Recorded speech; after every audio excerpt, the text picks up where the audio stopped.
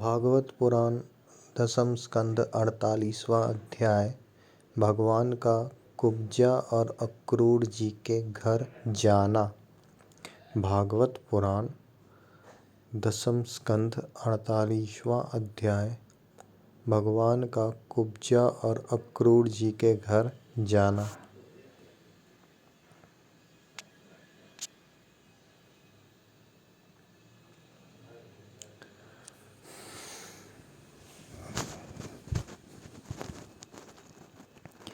श्री सुखदेव जी कहते हैं, परीक्षित, तदंतर सबके आत्मा तथा सब कुछ देखने वाले भगवान श्री कृष्ण अपने से मिलन की आकांक्षा रखकर व्याकुल हुए। अपने से मिलन की आकांक्षा रखकर व्याकुल हुई कुब्जा का प्रिय करने, उसे सुख देने की इच्छा से उसके घर गए। कुब्जा का घर बहुमूल्य सामग्रियों से संपन्न था। उसमें श्रृंगार रस का उद्दीपन करने वाली बहुत सी साधन सामग्री भी भरी हुई थी। मोती की झालरें और स्थान स्थान पर झंडियाँ भी लगी हुई थी। चंदोवे तने हुए थे, सेजें बिछाई हुई थी और बैठने के लिए बहुत सुंदर सुंदर आसन लगाए हुए थे। धूप की सुगंध फैल रही थी, दीपक की शिखाएं जगमगा रही थी। स्थान स्थान पर फूलों के हार और चंदन रखे हुए थे। भगवान को अपने घर आते देख कुब्जा तुरंत हड़बड़ा कर अपने आसन से उठ खड़ी हुई और सखियों के साथ आगे बढ़कर उसने विधि पूर्वक भगवान का स्वागत सत्कार किया। फिर श्रेष्ठ आसन आदि देकर विविध उपचारों से उनकी विधि पूर्वक पूजा की। कुब्जा ने भगवान के परम भक्त उद्धव जी की भी समुचित रीति से पूजा की, परंतु वे उसके सम्मान के लिए उसका दिया हुआ आसन छूकर धरती पर ही बैठ गए। अपने स्वामी के सामने उन्होंने आसन पर बैठना उचित न समझा। भगवान श्री कृष्ण सच्चिदानंद स्वरूप होने पर भी लोकाचार का अनुकरण करते हुए तुरंत उसकी बहुमूल्य सेज पर जा बैठे। तब कुब्जा स्नान, अंगराग, वस्त्र, आभूषण, हार, गंध, इत्र आदि, तांबुल और सुधासव आदि से अपने को खूब सजाकर लीलामयी लजीली मुस्कान तथा हाव भाव के साथ भगवान की ओर देखती हुई उनके पास आई। कुब्जा नवीन मिलन के संकोच से कुछ झिझक रही थी। तब श्याम सुंदर श्री कृष्ण ने उसे अपने पास बुला लिया और उसकी कंगन से सुशोभित कलाई पकड़कर अपने पास बैठा लिया और उसके साथ क्रीड़ा करने लगे। परीक्षित, कुब्जा ने इस जन्म में केवल भगवान को अंगराग अर्पित किया था। उसी एक शुभ कर्म के फलस्वरूप उसे ऐसा अनुपम अवसर मिला। कुब्जा भगवान श्री कृष्ण के चरणों को अपने काम संतप्त हृदय, वक्षस्थल और नेत्रों पर रखकर उनकी दिव्य सुगंध लेने लगी और इस प्रकार उनसे अपने हृदय की सारी आधी व्याधि शांत कर ली। वक्षस्थल से सटे हुए आनंद मूर्ति प्रियतम श्याम सुंदर का अपनी दोनों भुजाओं से गाढ़ आलिंगन करके कुब्जा ने दीर्घ काल से बढ़े हुए विरहताप को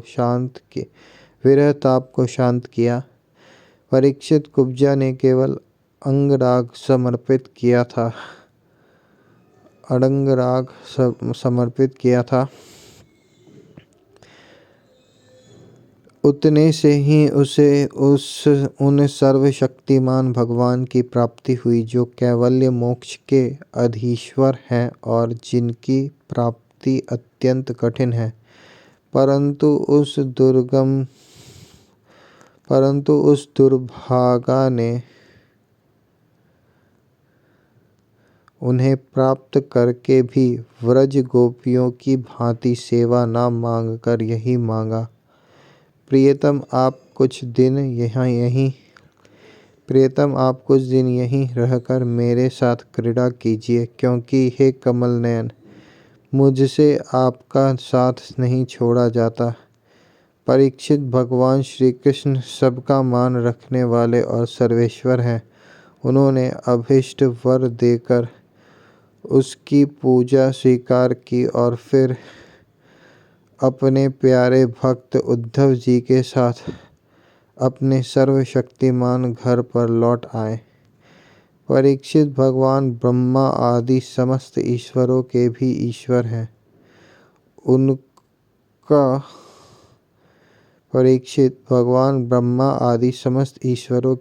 ईश्वर हैं। उनको प्रसन्न कर लेना भी जीवन के लिए बहुत ही कठिन है।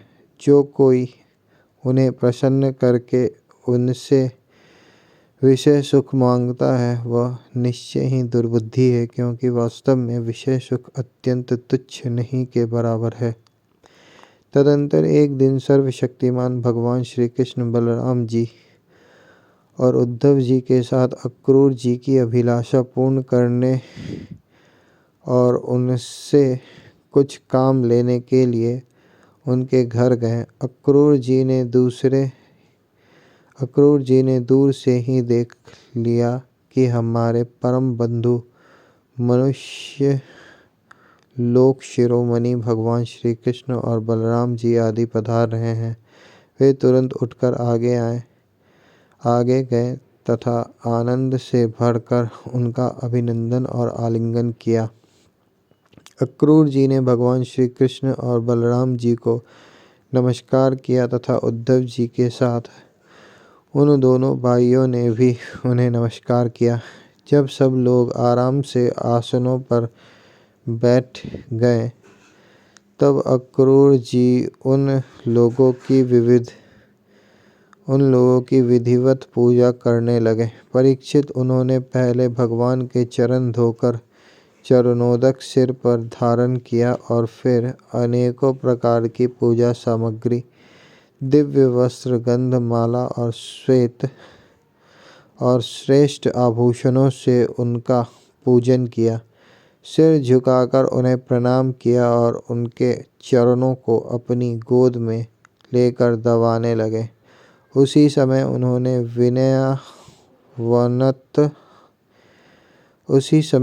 विनयावनत होकर भगवान श्री कृष्ण और बलराम जी से कहा, भगवान, यह बड़े ही आनंद और सौभाग्य की बात है कि पापी कंस अपने अनुयायियों के साथ मारा गया।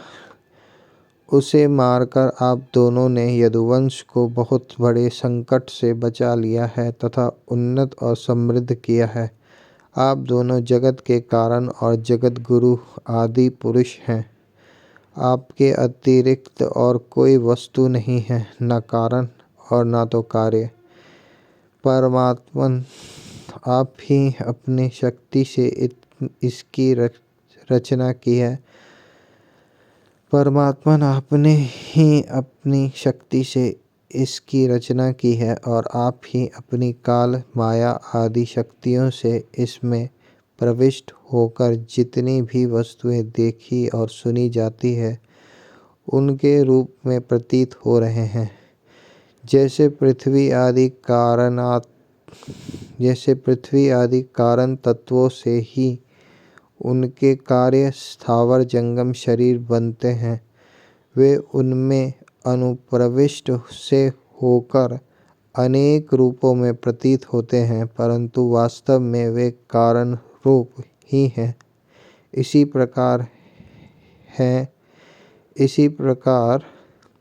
है तो केवल आप ही, परंतु अपने कार्य रूप जगत में स्वेच्छा से अनेकों रूप में प्रतीत होते हैं।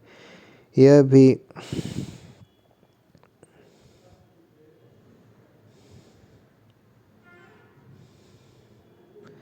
इसी प्रकार है तो केवल आप ही, परंतु अपने कार्य रूप जगत में स्वेच्छा से अनेक रूपों में प्रतीत होते हैं। यह भी आपकी एक लीला ही है।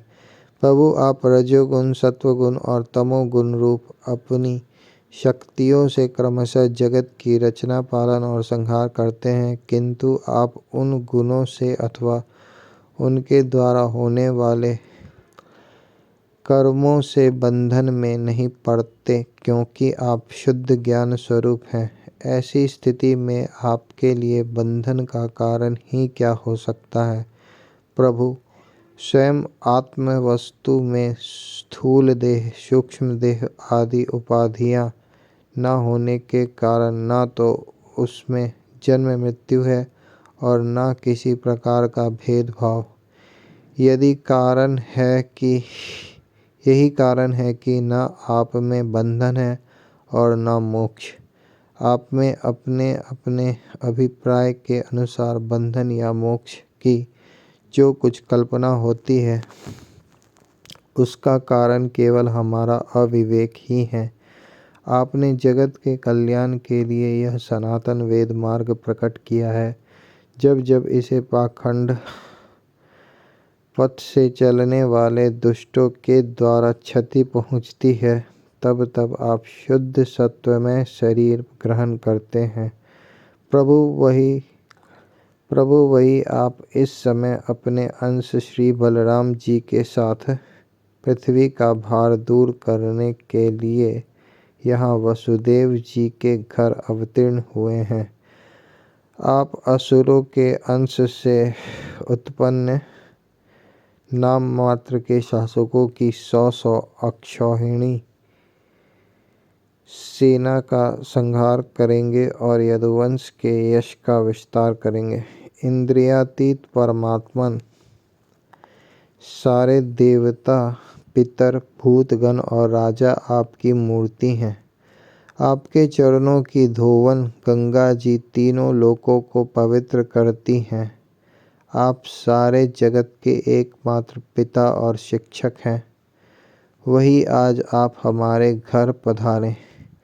इसमें संदेह नहीं कि आज हमारे घर धन्य धान्य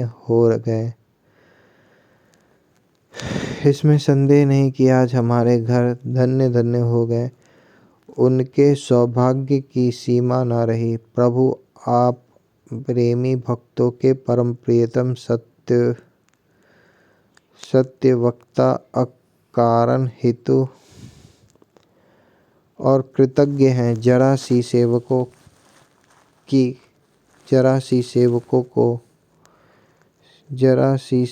को भी मान लेते हैं। भला ऐसा कौन बुद्धिमान पुरुष है जो आपको छोड़कर किसी दूसरे की शरण में जाएगा।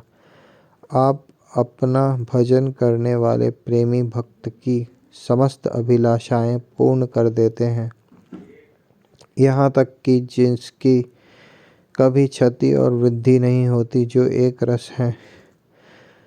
अपने उस आत्मा का भी आप दान कर देते हैं। भक्तों के कष्ट मिटाने वाले और जन्म मृत्यु के बंधन से छुड़ाने वाले प्रभु, बड़े बड़े योगी राज और देवराज भी आपके स्वरूप को नहीं जान सकते, परंतु हमें आपका साक्षात दर्शन हो गया। यह कितने सौभाग्य की बात है। प्रभु, हम स्त्री, पुत्र, धन, स्वजन, गेह और देह आदि के मोह की रस्सी से बंधे हुए हैं। अवश्य ही यह आपकी माया का खेल है।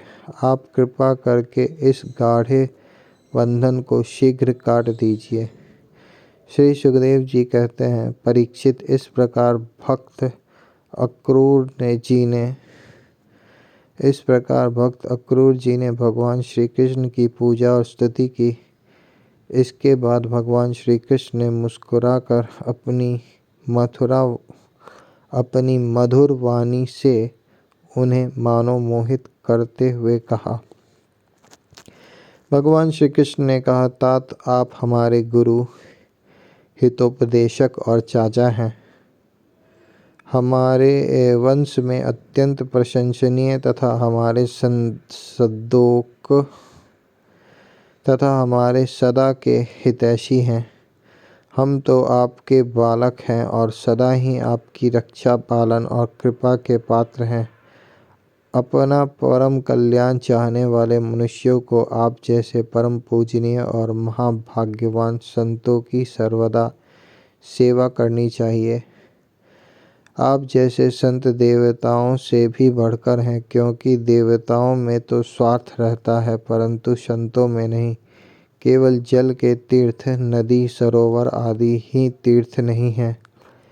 केवल मृत्तिका और शिला आदि की बनी हुई मूर्तियां ही देवता नहीं हैं। चाचा जी, उनकी तो बहुत दिनों तक श्रद्धा से सेवा की जाए तब वे पवित्र करते हैं, परंतु संत पुरुष तो अपने दर्शन मात्र से पवित्र कर देते हैं। चाचा जी, आप हमारे हितैषी सुहृदों में सर्वश्रेष्ठ हैं, इसलिए आप पांडवों का हित करने के लिए तथा उनका कुशल मंगल जानने के लिए हस्तिनापुर जाइए। हमने ऐसा सुना है कि राजा पांडु के मर जाने पर अपनी माता कुंती के साथ युधिष्ठिर आदि पांडव बड़े दुख में पड़ गए थे।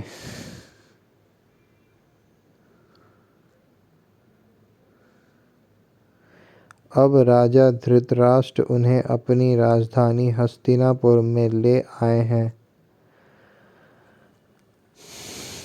और वे वहीं रहते हैं। आप जानते ही हैं कि राजा धृतराष्ट्र एक तो अंधे हैं और दूसरे उनमें मनोबल की भी कमी है। उनका पुत्र दुर्योधन बहुत दुष्ट है और उसके अधीन होने के कारण वे पांडवों के साथ अपने पुत्रों जैसा समान व्यवहार नहीं कर पाते।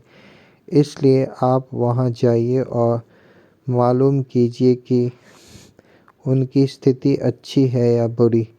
आपके द्वारा उनका समाचार जानकर मैं ऐसा उपाय करूँगा जिससे उन सुहृदों को सुख मिले। सर्वशक्तिमान भगवान श्री कृष्ण अक्रूर जी को इस प्रकार आदेश देकर बलराम जी और उद्धव जी के साथ वहां से अपने घर लौट आए। सर्वशक्तिमान भगवान श्री कृष्ण अक्रूर जी को इस प्रकार आदेश देकर बलराम जी और उद्धव जी के साथ वहां से अपने घर लौट आए।